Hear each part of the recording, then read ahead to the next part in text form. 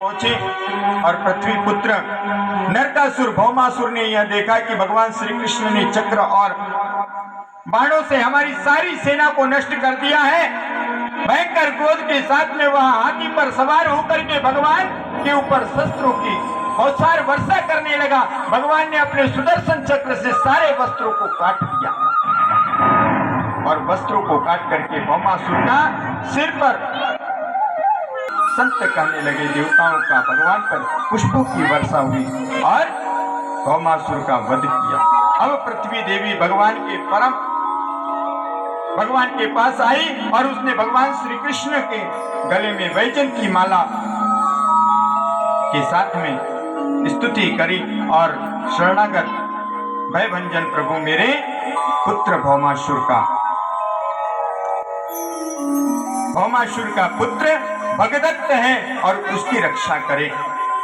भगवान श्री कृष्ण ने भगदत्त को अभय दान दिया और फिर भौमासुर के महल में प्रवेश करके राजकुमारियों को उसके बंदी खाने से मुक्त कराया और सारी राजकुमारियों को 16,100 सारी राजकुमारियों को भगवान अपने रथ में बिठा करके सीधे द्वारिका में ले गए और द्वारिका में ले जाकर के 16,100 रानियों के कन्याओं राजकुमारियों के साथ में पाणी ग्रहण एक साथ संस्कार संपन्न किया। इस प्रकार भगवान के 16,108 विवाह संपन्न हुए। बोलिए श्री भक्तवत्सल भगवान की जय।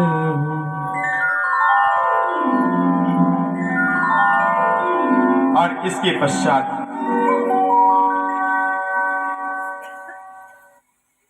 श्री सुखदेव जी महाराज कहते हैं कि कृष्ण की प्रत्येक पत्नियों के गर्भ से 10-10 पुत्र उत्पन्न हुए।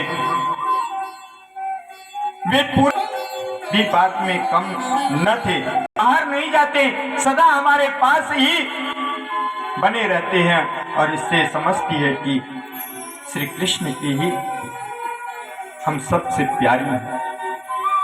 रुक्मिणी जी के गर्भ से उत्पन्न हुए पुत्रों का नाम हुआ प्रद्युम्न, चारुद्वेषण, सुरेंद्र, सुदेष्ण, पराक्रमी, चारुदेह, सुचारु, चारुभद्र, चारुगुप्त और भद्रचारु, चारुचंद्र, विचार और चारु। और सत्यभामा के गर्भ से नगर की निवासी रुक्मी की पुत्री रुक्मवती से भी विवाह हुआ। अनिरुद्ध का जन्म हुआ और रुक्मी का भगवान श्री कृष्ण से पुराना वैर था। फिर भी अपनी बहन रुक्मिणी को प्रसन्न करने के लिए अपनी पौत्री नातिन रोचना का विवाह नाती रुक्मिणी के पौत्र नाती अपने अनिरुद्ध के साथ में। यद्यपि रुक्मी को इस बात का पता था, संपन्न हुआ और अनिरुद्ध के विवाह उत्सव में सम्मिलित होने के लिए बलराम जी, रुक्मिणी, प्रद्युम्न, सांबा आदि द्वारकावासी भोजकट नगर पधारे। विवाह उत्सव सानंद संपन्न हुआ और उसके पश्चात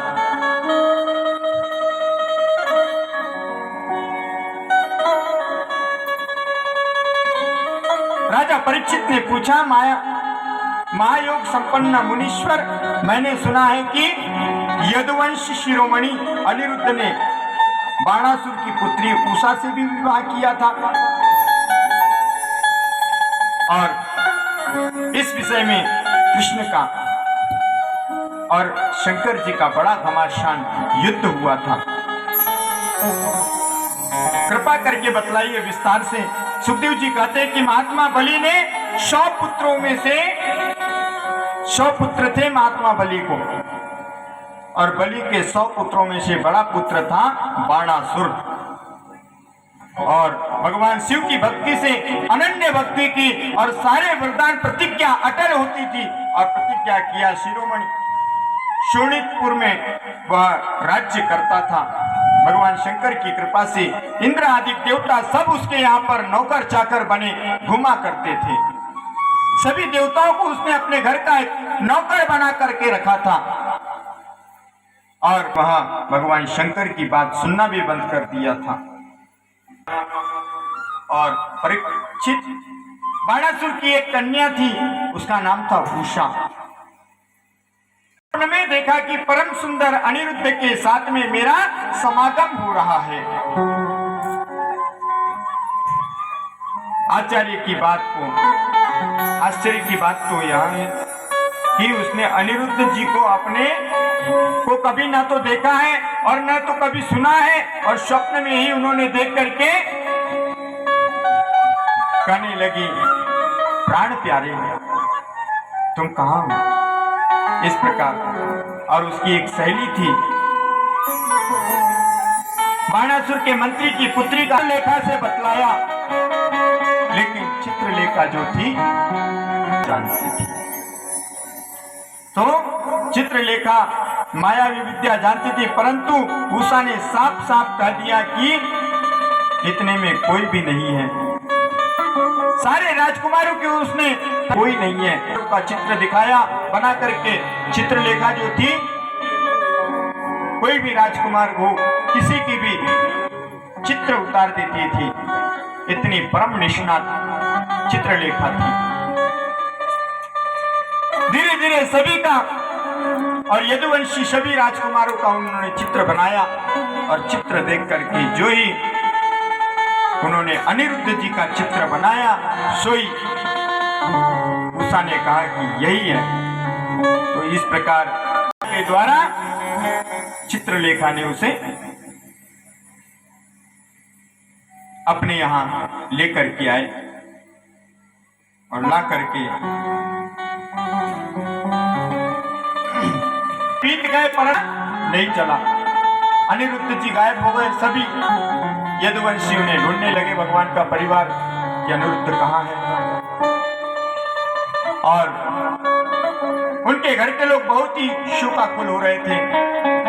एक दिन देवर्षि नारद जी ने आकर के अनिरुद्ध जी का शोणितपुर में जाना, बाणासुर के सैनिकों को हराना और फिर नागपाश से बांधा जाना, यह सब समाचार सुनाया।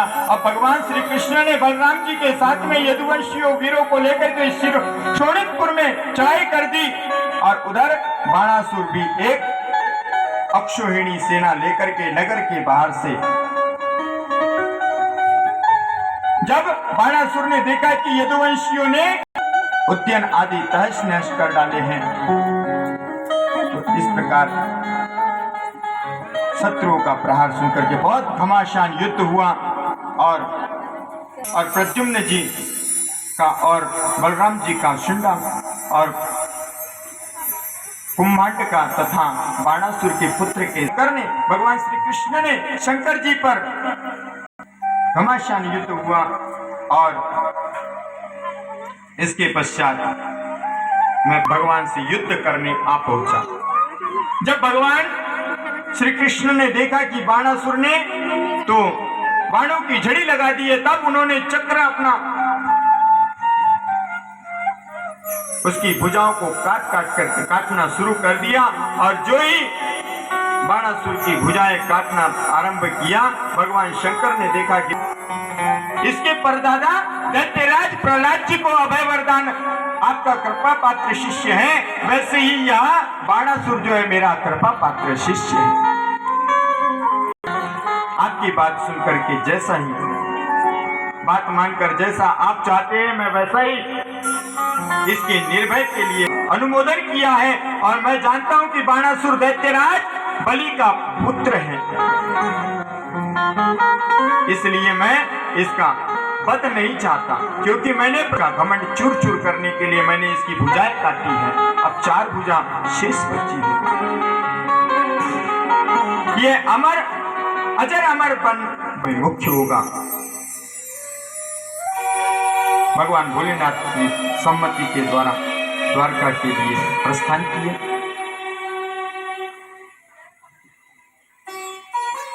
और श्री सुखदेव जी महाराज कहते हैं कि एक दिन सांब प्रद्युम्न आदि यदुवंशी राजकुमार घूमने के लिए